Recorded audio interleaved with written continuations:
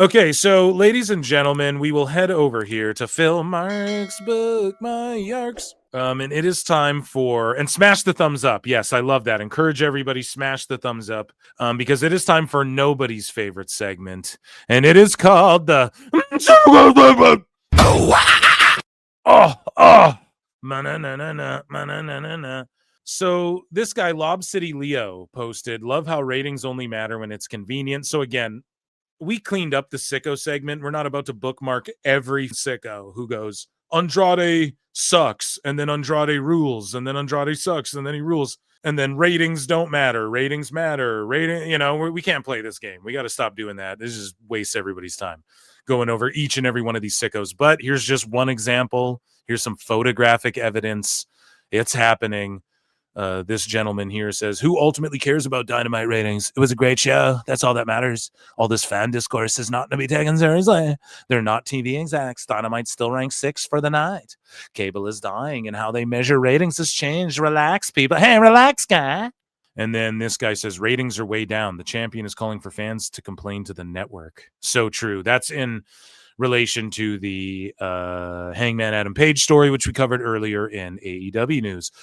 So this gentleman here, Slick, I guess he gets a plug here, says, love how you ignored WWE's plunging ratings on Netflix and USA Network.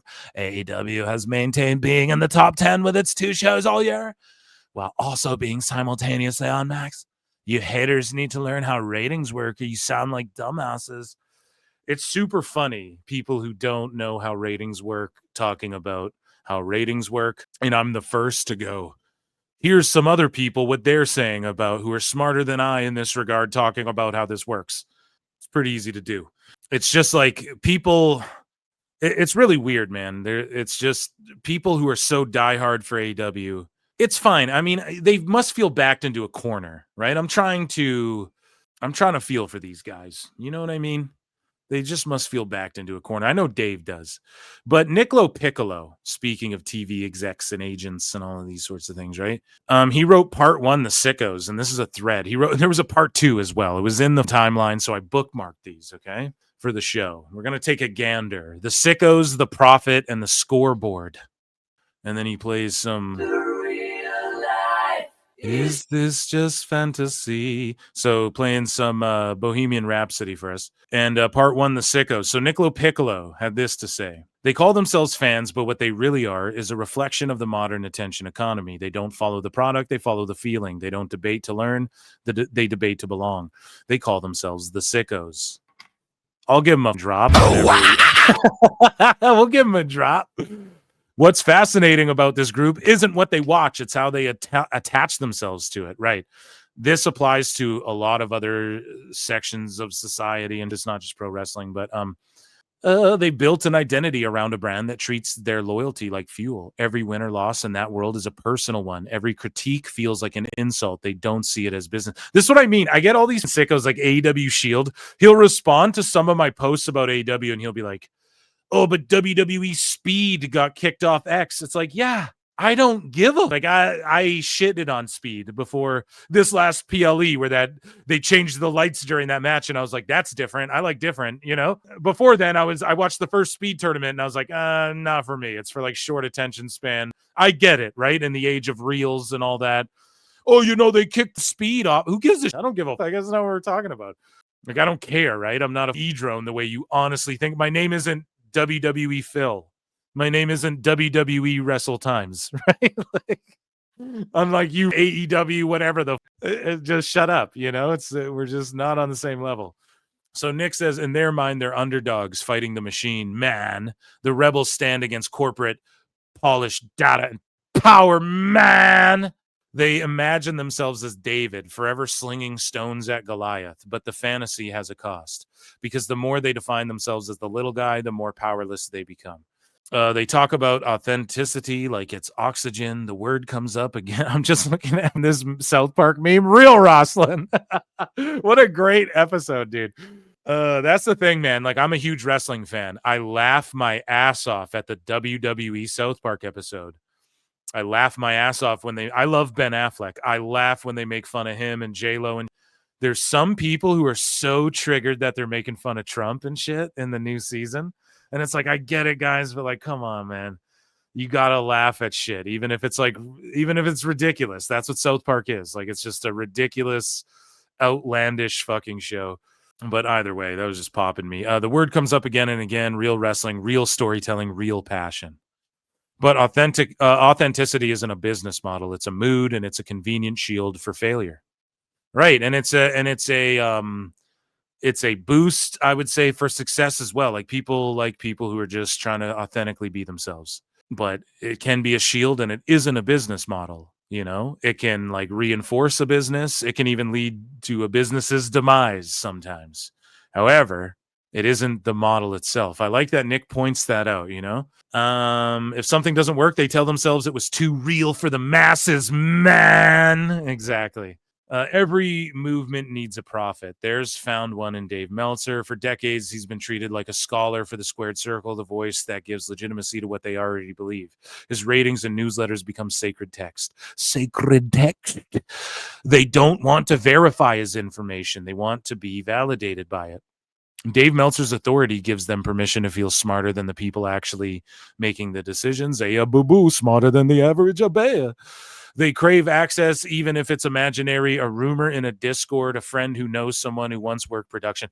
Nick, it's less than that. It's Dave saying, who's at Raw tonight? And then fucking whoever DMs him first. It is that bad, bro, but you're spitting, okay? These are bars. You're being poetic here. A half screenshot of a contract. They collect fragments and build castles out of speculation. The illusion of proximity feels like power, even though it's not. Yeah, that's why I say don't tell me shit. I'll just say it. Like, I don't want to be a dirt sheet. That's like being a journalist. That's like there's responsibility in that. You don't want that, you know? If you don't want that, rather, don't go down that road. Don't go down that road. So Nick says the real irony is that the competition itself has become their religion. They don't watch for stories or athleticism anymore. I'm just being honest, folks. They watch to win arguments. Rivalries aren't creative. They're tribal. And hey, me and Alfred talk about this. I'm all for the tribalism. I'm all for AEW versus TNA. That's a war I can get behind. And the sickos have an argument when they go, nah. Like, I'm not just only gonna, like, if we're looking at numbers, if we're looking at CW and TBN and shit, I'm gonna keep the same energy for TNA when they announce their TV deal. But we're gonna stack AEW versus TNA. We're not gonna do this fucking WWE. WWE is just its own thing. And I know I've said that in the past, but it's because I'm jumping the gun because, again, Phil don't miss. I've been fucking anticipating. No, I'm just putting myself over. But, like, I've been anticipating this like many have. Not the only one, guys. You're not the one, but you're the only one. So Nick LoPiccolo says when someone steps outside that binary, when someone says maybe this isn't about sides at all, they short circuit. Without an enemy, they lose identity, and nothing exposes that insecurity faster than business reality. I love that, dude. Without an enemy, they lose identity. It's so true. You're a poet and didn't know it. Eminem's writing that down right now. Jack Harlow's writing that down right now. No, but it's true, dude. It's true. Nothing exposes that insecurity faster than business reality. Bring up rights fees, international licensing, ad inventory, or streaming economics. The energy shifts instantly. Numbers ruin the myth. They don't want to talk valuation or leverage because the conversation reminds them they're fans of a product, not founders of a revolution. Inside their online culture, humor is the password that keeps the club exclusive. The slang, the memes, the irony, it all works like a handshake. Inside their online culture. I think that's most online culture, though. I'll say that to Nick. I think most online culture is like humor just to like elevate your side, you know? Words like shoot, work, or copium aren't just aren't just jokes. They're markers of belonging. Outsiders who use those terms accurately trigger panic because precision feels like intrusion. The humor is a mask protecting fragility with irony. Yeah, dude, look at my YouTube comments. There's also a deep paranoia baked into the subculture. They accuse others of being bots or corporate plants, all while acting as unpaid PR for the very machine they claim to rebel against. Yeah, it's because they're fucking bots, dude. Like, they're NPCs, so to them it's just projecting. And I don't like to throw it around too much, like these fucking bots and NPC, because it's like the dead internet theory. I'm not like this big conspiracy theorist over here, but like dead internet theory is interesting, and I just believe it's more true than it isn't. You know what I mean? As far as like all these I already know too that all these companies, like when I've used this example a billion times. The show She-Hulk comes out, we all agree it's shitty, but then there's like 80 million Stan accounts with fucking 30,000 followers or 3,000 or 10,000 followers that all fucking are standing She-Hulk, the worst show ever made. Like, yeah, I get it, man. I like to defend comic book shit too. I'm a big, I defend that shit. We had to fight hard to get that shit taken seriously. Now fucking people love shitting on it. I defend it, but it's like She-Hulk, you can't defend that in a lot of aspects. Maybe there's a couple episodes in there, but where did these accounts come from? So these big companies do that. Every big company, from McDonald's, I'm sure, to NFL, to fucking Sony, to fucking name a company, I'm sure they have these paid Stanek. In fact, like, I mean, there's research that's been done that these people, what they'll do is they'll pay people to create accounts so that they don't get flagged. Like, it's a real person who will verify themselves, but they were paid to do so that it can't get flagged as a bot account and shit. Maybe I go too deep on the YouTubes on that in the dead internet theory and all that stuff, but hey, it's worth looking into. And so it's just projection largely, because it's bots calling other people bots is the greater point here. So Nick says they can't accept that they're outraged. And again, this applies to there's sickos in every aspect of like the internet and shit. It's just in the IWC, it's defined like there's sicko NBA fans and there's people who hate on like the Mavericks or something, let's say. But there's 32 teams in WWE and pro wrestling AEW terms. There's really like the two teams right now. That's why it feels as though, I think that's why some of this shit feels as though it's unique to pro wrestling, but it's really not.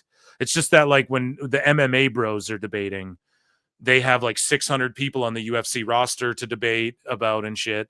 In pro wrestling, it's really just like, okay, we got WWE and AEW. Everything's clearly below that. And then there's like TNA that could creep in. So that's why it seems like them and us. And that's why a lot of people use that vernacular. When you go into other areas of like the internet and Twitter, YouTube, whatever, this is happening everywhere, but it's not so like there's not just two parties, right? It's like you might have 10 fucking, I use the example of NBA, for instance. You have 32 teams you can argue about. You got 82 games a season you can argue about.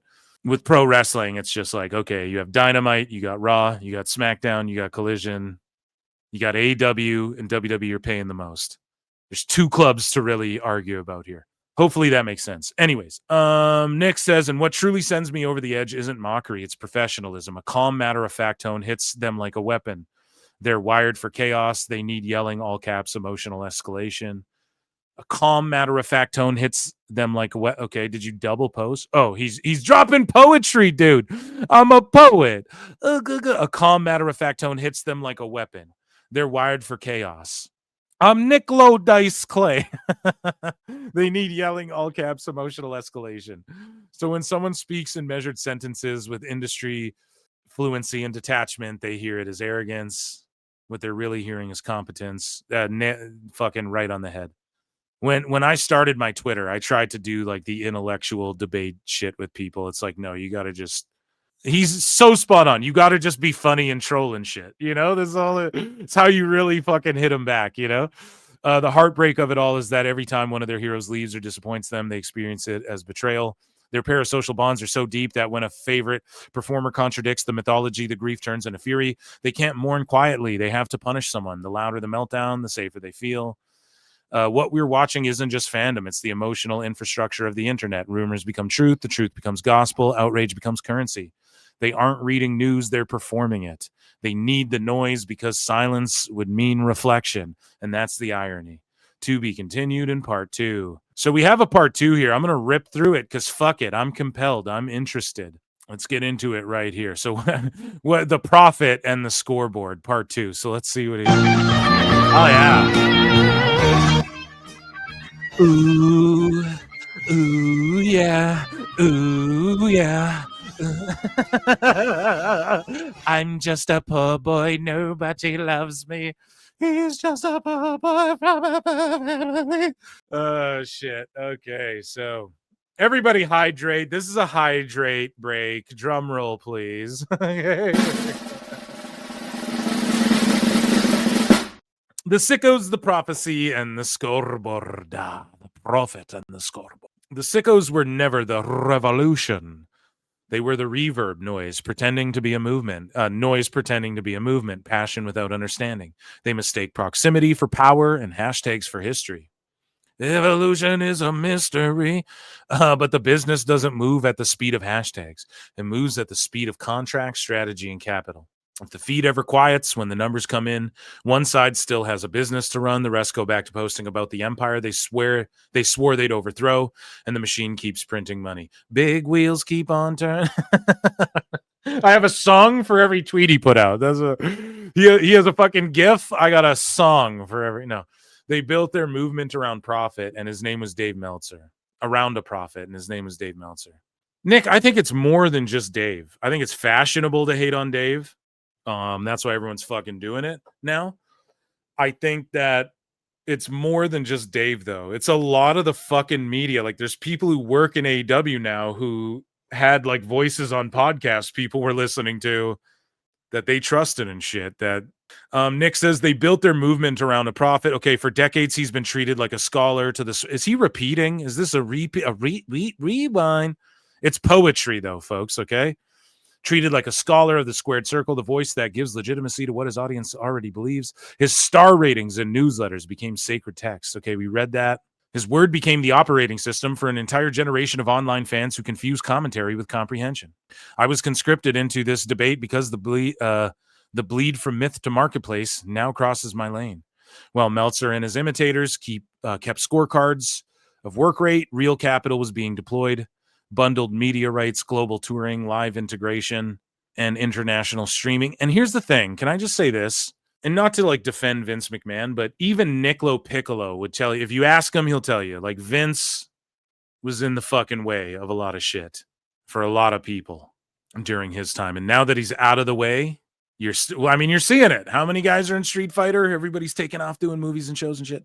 And Hollywood's working around that, right? They may have done that sooner if it was, if Vince wasn't like protective and doing shit the way he ran his business. However, if it wasn't for the way Vince ran his fucking business, we wouldn't be where we at now, right? And Nick LoPiccolo wouldn't be writing shit about WWE. So again, Vince, the controversial shit aside, I mean, just that alone. I mean, you have to give that to Vince too. It's not like because Triple H is the booker now. Fucking Roman's a huge star or whatever, Roman's doing movies because Triple H is booking Raw now. It's not like that. It's because of the way Vince did shit. And so it's an interesting time. I don't know. Interesting perspective from his part, right? But he says an international streaming partnerships that turned a once niche product into a multinational growth engine. When Fanatics assume global event merch operations, and when Netflix delivered 4.9 million global views on Raw's streaming debut, those weren't symbolic milestones. They were structural victories that rewrote leverage. What finally gives me confidence in this analysis is the real scoreboard. Since WrestleMania 39 distribution has expanded across every major platform, USA, CW, Netflix, and ESPN PLEs, live events have become global commerce engines, record gates in London, Berlin, Perth, and Lyon, proving the model. And also, I mean, some of that has to be like nod of the cap to UFC as well and Endeavor and shit. And I'm not saying they should, I've put it over innumerable times. UFC copied WWE in that, right? However, we're at a time where you're starting to see like WWE copy some of the fucking footsteps of UFC in some ways, and that's just because what TKO has been able to do with sports and entertainment. So I digress, though. I'm just I'm just trying to add some commentary to this. Nick is spitting. He's just dropping bombs, okay? The Fanatics partnership transformed. To me, the Fanatics thing is like one of the biggest fucking things to ever happen to WWE. I think that's one of the just sports in general. I think it's one of the coolest fucking things. Whoever came up with that, hats off to you, sir. Transform, like whoever's behind Fanatics, fucking hats off. Transform merchandise into a vertically integrated retail operation. This isn't speculative storytelling, it's corporate Dave, here's the problem too with Nick saying all this. Dave would just go, yeah, but of course. But I mean, AEW, I mean, Tony Khan has so much money. The best guy is Tony Khan. He would just be like, yeah, but I mean, this all goes without saying. That's what he would say, dude. He would just be like, well, I already know all this. No one studied the business more than me. If I was Dave, though, I'd be reading this on his show because he needs to learn this. Like, it's not that I'm sitting here going, I already knew all this shit, but it's like, yeah, Nick is like, if he's gonna say all this, listen to what the fuck he's saying as far as like this is concerned with when it comes to like the rights deals and all this stuff. Again, I've said it a billion times. If I'm Tony Khan, who was it again? What's his name? Werner von Braun. He was a Yahtzee, right? Like a big Yahtzee in the WW2 days. And he had there's fucking crazy stories about him. And NASA scooped him up, man. The US government was like, look, dude, we got to this guy's he's Lex Luthor. We need to like get him on our side. Speaking of comic books and shit, it's like a supervillain story in and of itself. I'm not saying Nick LoPiccolo is a Yahtzee or anything. Maybe that was a bad but the way they view this guy, he's like a supervillain. He's like fucking Brainiac plotting against them. No, I would swoop in and scoop this guy. Nick's probably like, shut the fuck up. I don't want that, but it's like, I would swoop in. I'd offer this guy so much money and be like, bro, you clearly got your finger. Like, what's going on? Consult with us. Let's figure this out.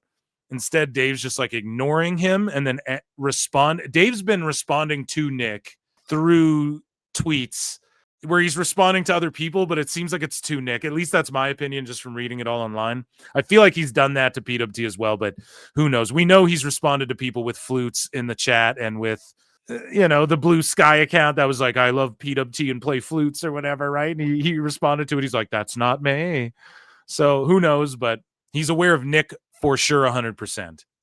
So the financials confirm what the noise obscures. The synthesis of scripted spectacle and sports infrastructure is compounding. EBITDA up. Cash flow strengthening. Rights multiples expanding.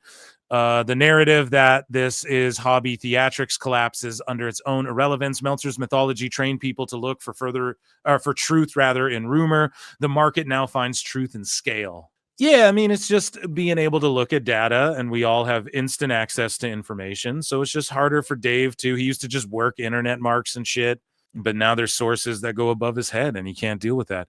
And this is precisely why Meltzer needs to be called out. We should have did this on Dave Meltzer's dumb moment of the fucking week. This should have been part of it. I guess we'll fucking run a flute right here, even though this isn't the official show, guys. Okay. The show's still Thursday nights at 8 p.m. Eastern, 5 Pacific.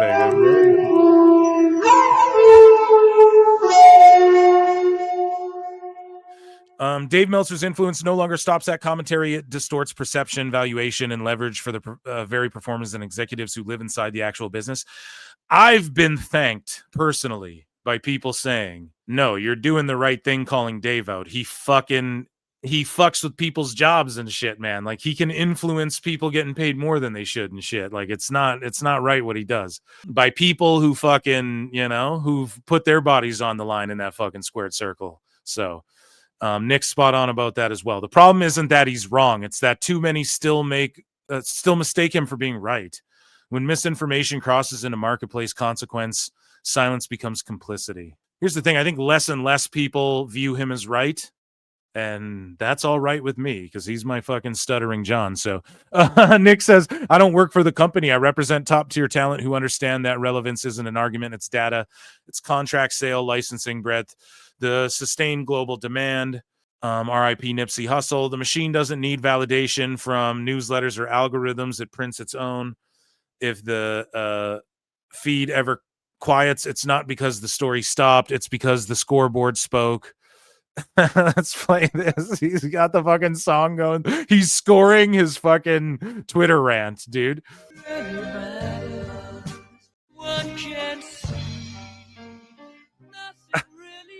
Nothing really matters. Nothing really matters to me. Yeah. So hustle, dumb it down might confuse them. This ain't that weirdo rap you motherfuckers used to. See, bro, if you ain't live and die by the street code, been through all these motions up and down like a seesaw, I can never view you as my equal. Fuck, I want to hear you see defo. Philly, class is in session, so you can stop guessing. Oh, shit. Even though Nipsey was West Coast, man, but fucking Nick, I think, is from Philly, right? 100 pro flow, run and shoot pro, 450. Let's fucking go, man. So Nick just dropping bars. I mean, I guess that was a mixture, a little daddy magic taste of Dave Meltzer's dumb moment of the week. But most importantly, What it was a